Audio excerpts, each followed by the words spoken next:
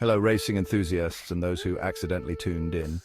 IndyCar. It's more than just cars going vroom vroom really fast. It's about bravery, skill, and occasionally remembering to make a pit stop for more fuel. Think NASCAR, but with less turning left. And more danger, way more danger. These drivers are practically strapped into missiles on wheels, and they love it. Why? No clue. But hey, who are we to judge? Let's dive into the wacky, wild world of IndyCar racing, shall we? Our story begins in the heartland of America, where the corn grows high and the need for speed runs even higher. This is a place where the open road calls to the adventurous spirit and the hum of an engine is like music to the ears. It all started in the early 1900s, a simpler time when cars were basically horseless carriages with a death wish. These early automobiles were marvels of engineering, yet they were also unpredictable beasts that required a brave soul to tame them.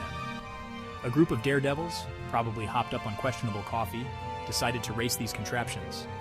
They gathered in fields and on dusty roads, pushing their machines to the limit, driven by a thirst for glory and a touch of madness.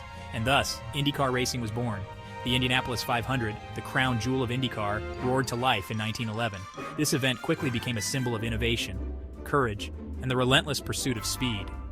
Imagine chariot races, but with more exhaust fumes and way less toga action. The thrill of the race, the roar of the engines, and the sheer spectacle captivated audiences and participants alike. Early races were, let's say, character building. Cars broke down, drivers got lost, spectators occasionally got run over. Good times. These chaotic beginnings laid the foundation for a sport that would evolve and grow, capturing the hearts of millions around the world.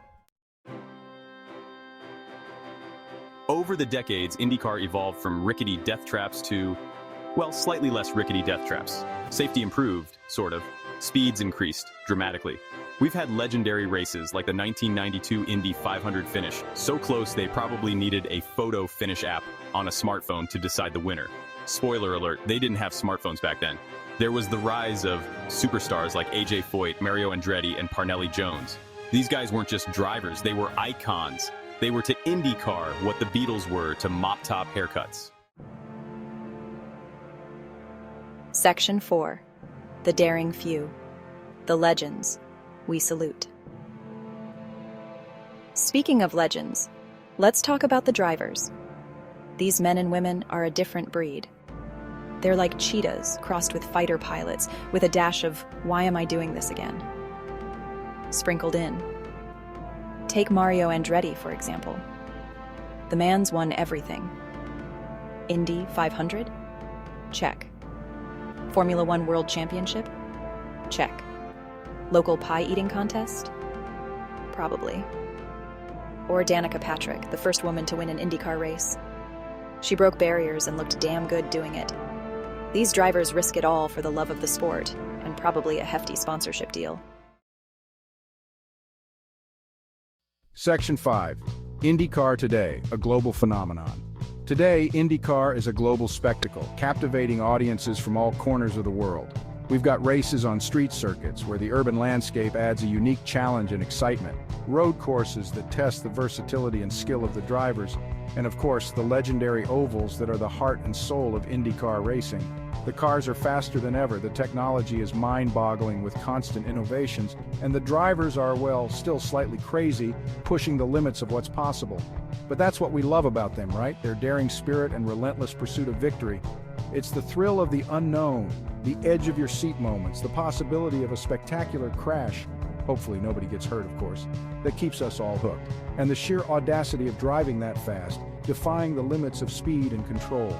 IndyCar is more than just a race, it's a celebration of speed, precision, and human endurance. It's a testament to human ingenuity, the relentless pursuit of perfection, bravery, and the unwavering belief that going really, really fast is always a good idea. It's a sport that unites us all in our love for speed and competition. Section 6. Buckle up, Buttercup, the future of IndyCar is now. So, what does the future hold for IndyCar? More speed? Definitely. With advancements in technology, these cars are getting faster and more efficient every year. More daring overtakes? You bet. The skill and precision required to make those moves are only getting sharper, making every race more thrilling than the last. Self-driving cars? Let's not get ahead of ourselves, but hey, stranger things have happened. Imagine a world where AI and human drivers compete side by side. It's a fascinating thought, isn't it? One thing's for sure, IndyCar is here to stay. The passion of the fans and the dedication of the teams ensure that this sport will continue to thrive. It's a sport that's constantly evolving, pushing the boundaries of what's possible on four wheels. From the mechanics in the pit to the engineers analyzing data, everyone is working towards one goal: to be the best. So the next time you see an IndyCar race, remember this: you're witnessing history in the making. Each race is a chapter in the ongoing story of innovation and competition. You're seeing the future of motorsport unfold before your very eyes. The designs, the technology, the sheer speed, it's all a glimpse into what's to come. Just, maybe stand back a bit. Those cars are fast, and as they continue to evolve, they're only going to get faster. So buckle up and enjoy the ride.